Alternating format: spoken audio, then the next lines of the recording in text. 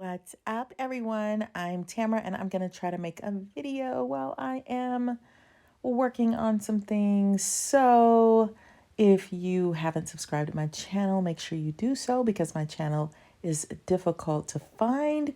So if you lose it, you may never find it again. So today we're going to talk about ENFPs versus ENFJs. And for some reason, me as an ENFJ, I have a deficit when it comes to trying to explain ENFP. I have a hard time putting into words what exactly I'm trying to say about them.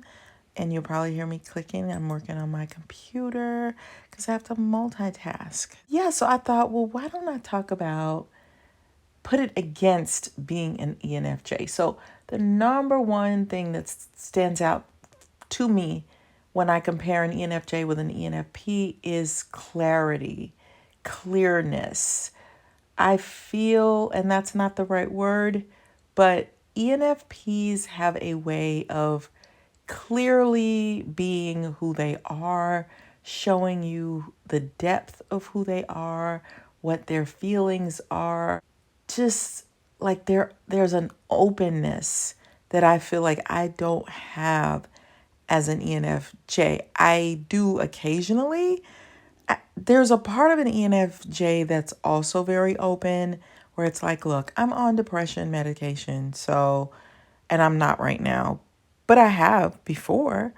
I've taken anxiety medicine. And why am I telling y'all this? But anyway, ENFPs can be like that all the time. ENFJs are like that sometimes when they just tell you, like, this is what I'm feeling, this is what's going on, I could care less. It feels like ENFPs are like that constantly, where they wear who they are, like not even a badge of honor, but just clarity. You don't have to guess what they're thinking, feeling. They just tell you. There's this glossy openness. It's like an open window. If your window is open, then anything and everything can come in. There's sort of a trust that comes with opening your windows and not worrying about the neighbors walking by or people looking into your messy bedroom and seeing that you've got a pile of laundry and potato chip bags on the floor. They are open. ENFJs can sort of have the window halfway open, or the windows might be closed, and sometimes they decide, well, let me try opening the curtains. But even when I try, this has been the bane of my existence with trying to explain an ENFP. I just can't find the words. It's like looking, even if let's say an ENFP has the window down, it's like they've sprayed Windex on the window and you can look into it perfectly. This is me, an ENFJ, attempting to be an ENFP. When I tell you, you're probably going to hear a little bit of, moving around, a little clicking on the computer, a little rattling of paper today. Usually I try to edit that kind of stuff out. I try to be so careful not to do those kinds of things. But today I am in an ENFP mood, and I just feel like I need to talk about this while I'm doing other things. Like I'm actually making thumbnails on my computer for some videos that I've made, and I don't want to stop. I want to keep going. So that is not typical me. I feel awkward as an ENFJ sharing that with you. Why? I don't know. I don't know why there's like this area of secretiveness with an ENFJ where it's like, oh, I can't tell you what I'm really doing. Whereas an ENFP would tell you, I've got some raspberries sitting next to me, and I'm going to be looking at my computer, and something just made me angry. They give you a window into their soul that I don't envy it. I admire it. And I wish it's kind of one of the things that is most fascinating about an ENFP. You know, Jeannie Mai and Mario Lopez. So at the time of this video, they've had a show together.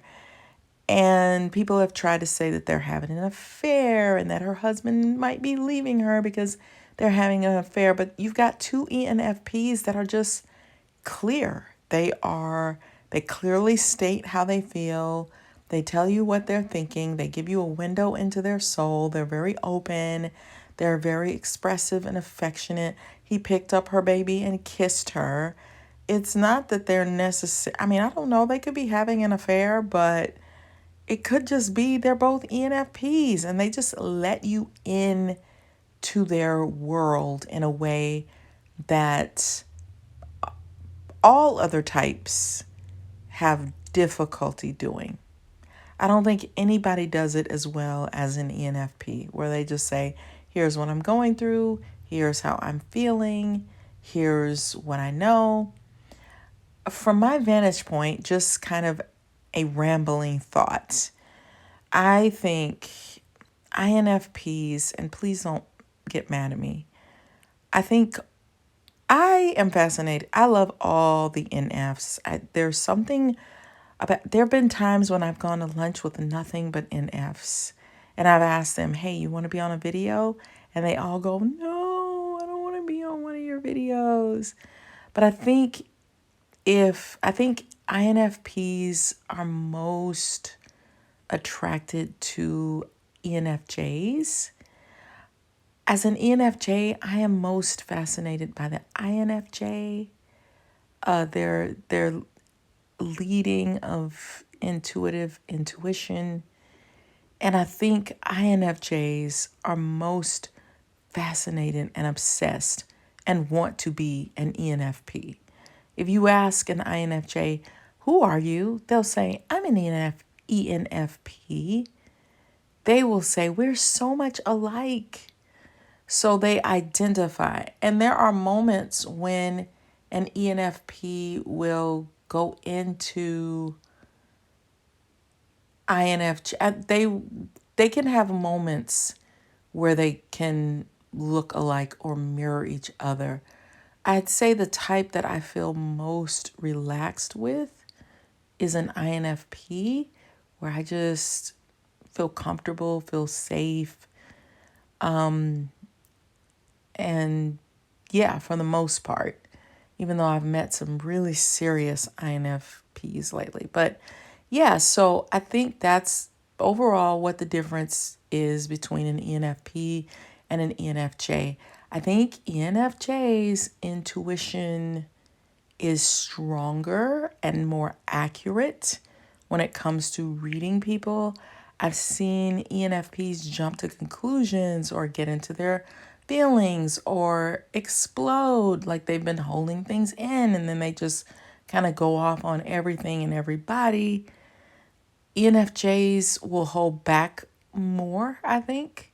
They're going to be more reserved about just, you know what, today I'm just going to let everybody have it and I'm going to tell you what I think.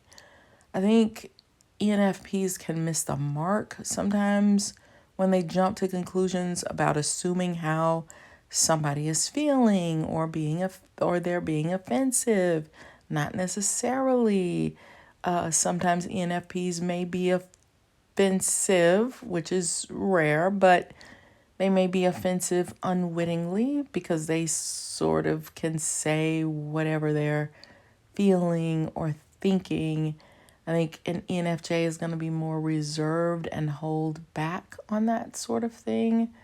But I think ENFPs are probably, they can both be similar as far as, hi, what's your name? Who are you? Like, I want to connect with you. I'm interested in you. I'm curious about you. When I took a poll and asked which type people felt were, I don't know, a stranger. Like I'm meeting you for the first time and I'm treating you like we've known each other forever. They said ENFJs do that. I think ENFPs are better than ENFJs, but maybe there's a way that ENFJs can make people feel comfortable because they are so in tuned with people and how they feel and not wanting to step on toes and not being offensive and stepping over landmines and really catering to people's wants and needs and putting it before themselves. I think ENFPs are naturally curious, deeply curious about people in a similar way, but a little different, because I think ENFPs are more comfortable. They sort of get into their little sister or brother INFP, where, because INFPs are good at love as far as getting people to express their love and be comfortable with love. And I think ENFPs, they sit down with you and they hold your hand and they're like shining a flashlight into you and letting you know, I'm shining a flashlight into you.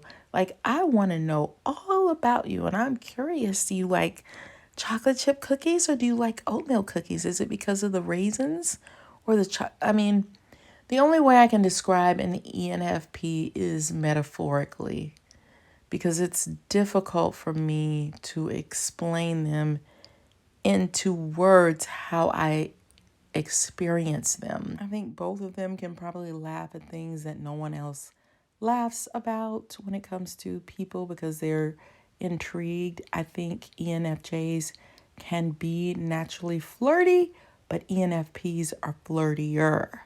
I think ENFPs get the badge for flirtatiousness. I can't flirt like them with the natural skill. There's going to be a hesitance on my part, a questioning on the ENFJ's part, like, oh, let me wait or let me hold back.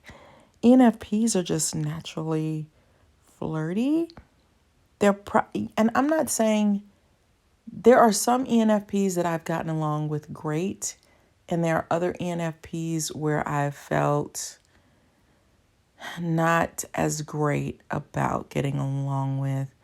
And yet, for me, they go into that category of ENTP, ENFP. If I were to pick a type inside my head, that's like probably one, like my number one favorite, they would probably be one of the two.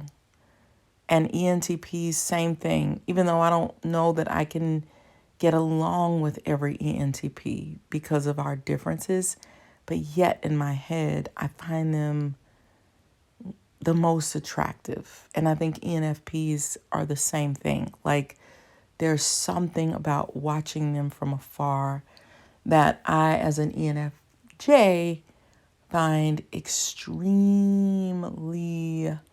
attractive and extremely likable. Maybe they don't like me as much as I want them to like me, or maybe they're not as interested in me as I am in them. I don't know what it is, but yeah, they're the flirtiest, they are the coolest, they're sexy, they're very engaged.